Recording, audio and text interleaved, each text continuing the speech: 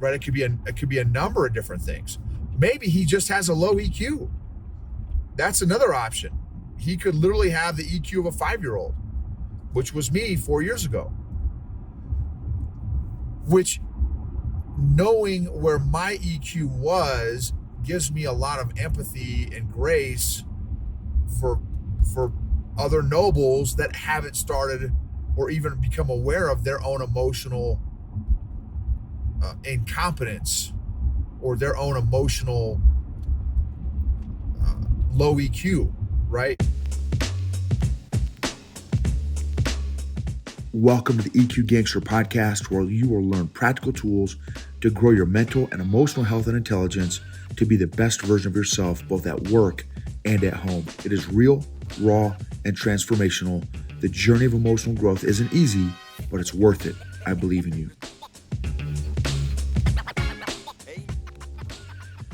This episode is sponsored by Classical Conversations.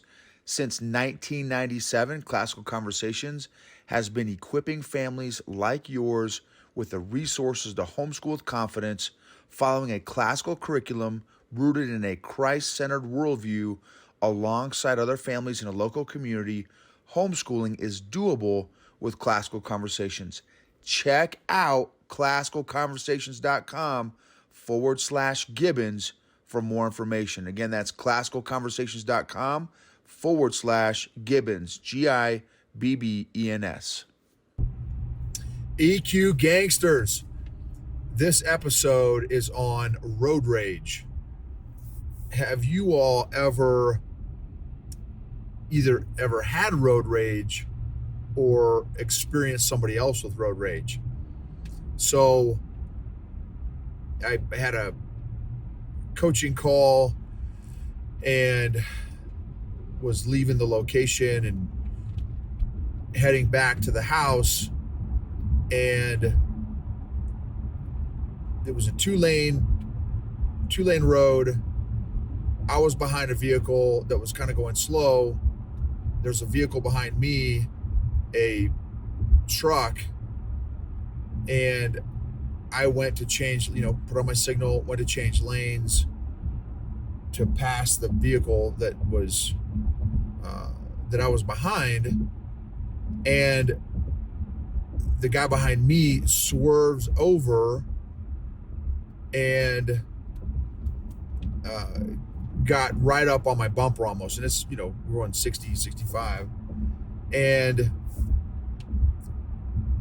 so anyway, so boom, and which, whatever, it's fine. And as soon as I passed the car that ended up being on the left, as soon as I passed him, the truck passes me and flips me off, right? It's cussing me out as he's driving by. And, so it's funny because as a recovering people pleaser addict, this is how I know I'm still not totally healed from my people pleasing addiction. Is it kind of, upset me, pissed me off a little bit. Like, dude, what is your deal, right? So I went through, okay, let me list my emotions. What am I feeling right now? I got a little angry. I got upset. I was frustrated. And to full transparency, I was a little hurt. Like, dude, what did I do? You don't even know me. What on earth, dude? Because I wanted to pass a vehicle, right? And all of a sudden I'm not going 85 on a 60. You're, flipping me off. But again, people pleasing addiction, still recovering.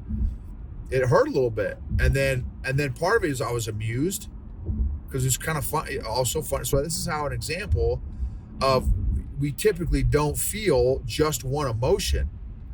It's multiple emotions hit us at one time with a particular stimulus. And so I'm like, okay, so I was so amused. Then also some other emotions that came up was sad. Okay, well, what on earth am I feeling sad for? I feel sad for this guy. Like, what's going on in this guy's life that, he number one is going 85 and a 60, but also, felt the need to tailgate, going 60 as I was passing this other vehicle.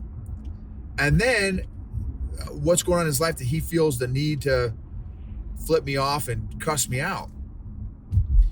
And, so I prayed for him, which is also funny because just yesterday, and I don't remember the Bible verse, but there's a Bible verse in there where it says, pray for your enemies and bless those who persecute you. Matthew 5? Somewhere in there. No, I don't know if that's the right one, so don't quote me on that. Bless those who persecute you, pray for your enemies, and bless those who persecute you. I don't know the last time you've had a recent encounter with an enemy, so to speak, or an antagonist, someone that rubs you sideways. Is your first response to pray for them? It wasn't my first response. It was like my fifth or sixth response. I'm thankful that I remembered that Bible verse, though, because I prayed for him. I was sad. I'm like, man, God, whatever this guy is going through, please be with this guy and help him with whatever issues he's got.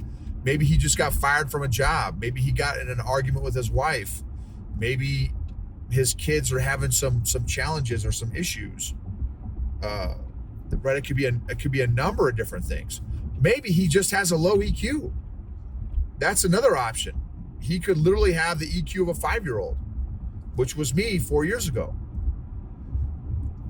Which, knowing where my EQ was, gives me a lot of empathy and grace for other nobles that haven't started or even become aware of their own emotional incompetence or their own emotional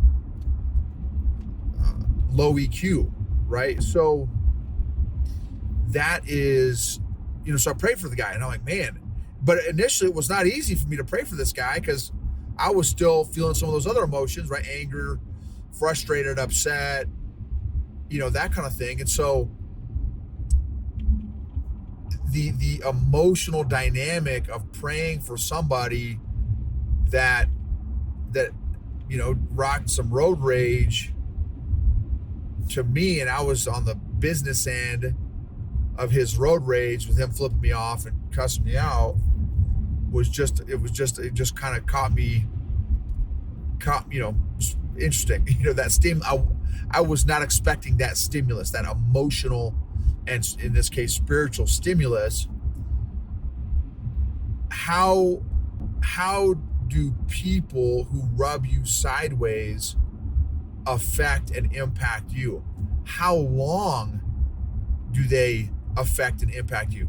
I know, some personalities, for my disc people, that for my dominant conscientious personalities, those dominant personalities that are task oriented, they'd be like, no, but I don't give a guy like that 2-second thought. Like, in fact, I'd probably flip him off and cuss him out back at him, kind of thing. Which is whatever, each personality and each EQ responds differently to those kind of scenarios. Have you all had scenarios recently where you've had an enemy, and obviously that's an extreme word there, but somebody that has agitated you, frustrated you, upset you? How did you respond in that situation? How did you respond to a recent road rage incident that maybe you were on the receiving end of? Did you acknowledge, identify, process, and manage those emotions? And true to the exercise, as my own emotional agility, emotional resilience, emotional bandwidth and capacity has increased, like in this scenario, and I felt it in my chest too. I felt it in my chest, felt it in my neck as well. As soon as I acknowledged my emotions and identified my emotions, that began my mind, body, and heart process of massaging out those emotional knots that I felt building up inside me. And when I prayed for the guy, also that kind of helped I just emotionally noticed that I started to kind of calm back down and chill out a little bit. So is that part of your battle drill, your emotional / spiritual battle drill, where you pray for somebody that has agitated you or agitates you? Again, I know it's not in my muscle memory yet. That's where I need to get. Thankfully, I just read that Bible verse yesterday, so that, oh snap, I need to pray for this guy. And again, it helped me out emotionally to pray for this guy. And something else that just came to my head too is like forgiving the guy. And no, he didn't apologize to me, and probably wouldn't apologize to me if I followed him and stopped him at the stop sign and rolled down my window, right? There's no way on planet Earth the guy would apologize, because he was emotionally triggered and emotionally hijacked way before he met me. But in order for me to kind of let that go, another part of that process in this scenario is forgiving the guy. Hey, hey guy, man, I forgive you for whatever, for the behavior that you displayed, just to help me out, to help me let it go also, is kind of a way for me to kind of release that also. That's part of that's something that I think is another really helpful tool is forgiveness. Forgiveness is a massive tool in that process as well. So thank you again for letting me be a part of this journey, and for you being a part of my journey. Thank you. If you wouldn't mind just taking 15 seconds to rate and review the podcast, would really mean a lot. If there's an episode that has really impacted you, if you could share that maybe with a friend or a family member or a colleague, that would mean a lot as well. We are one of the top 1.5% podcasts of all podcasts out there. Now, there's a lot of different metrics and stuff. Just the fact that I'm still around after 3 years of podcasting, and that I'm consistent putting out content every Monday and Thursday, that puts me in the top, just because of the nature of podcasters. Most podcasters fizzle out after, like a big percentage fizzles out after 20 podcast episodes. Then another massive group drops out at 40 podcast episodes.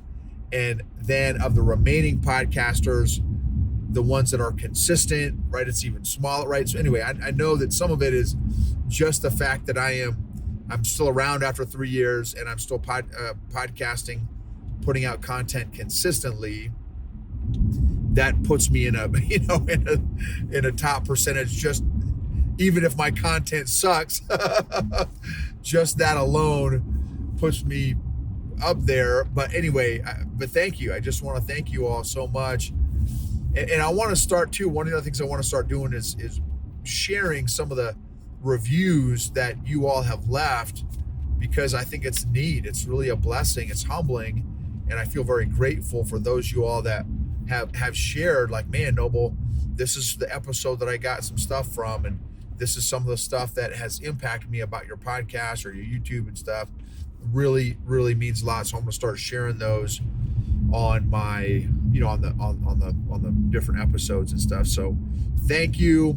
So thankful for you. Emotionally healthy people help heal other people emotionally, and emotionally healthy leaders create emotionally healthy cultures and organizations, which lead to optimized, maximized performance, engagement, outcomes, and results.